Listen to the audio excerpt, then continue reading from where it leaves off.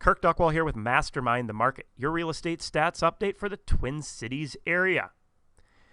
Well, there's still some really aggressive buyers out there in a less aggressive market. What do I mean by that? I'll dive into that in just 1 second. But first, make sure you click on that subscribe button. We know that knowledge is power, and the more knowledge that you have about our Twin Cities market, the more that you can leverage that to your advantage. So again, click on that subscribe button. Showings per week, per listing. Median sale price range, 200 to 400K, Minneapolis-St. Paul area, down week over week. It wasn't an 8.22, down to a 7.51. That's a 9% drop, also a drop in total number of showings. Now, to put this into some perspective, 7.51 is pretty close to the fastest that we got last June at a 7.2. Think of this as like the velocity, how quickly the market's moving. And that was a very competitive time of year last year. However, it's not as competitive as it was a few weeks back when we were at a 10.43. So things are getting better out there. We'll talk about that more in just a second. But first, total listing home inventory staying relatively flat, and that's because we didn't see much movement in the new listings coming into the market. All that fast-moving, fast-paced market that we saw from a few weeks back is paying off in the median sale price range, jumping from a 328 to a 337. However, that's not as big of a jump as we saw in the previous month at a 314 up to that 328. So what does all of this mean?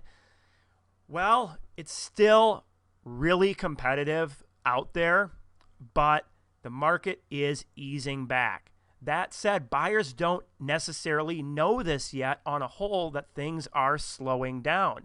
So we are still seeing an acceptance rate at only 39%. This is coming from Minnesota transaction coordinators for the 306 offers that they had put out. Only 39% of them got accepted. And then people, it used to be pretty rare when people would waive inspections.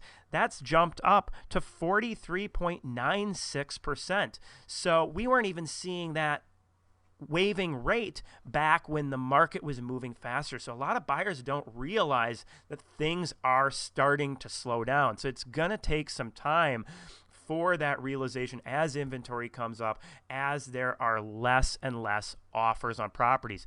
Good news, interest rates from our resident mortgage geek, Chad Preby, stayed pretty flat, just barely any movement. It was a 2.97 to a 2.98. However, today, trending lower. So something to keep an eye on there. So predictions.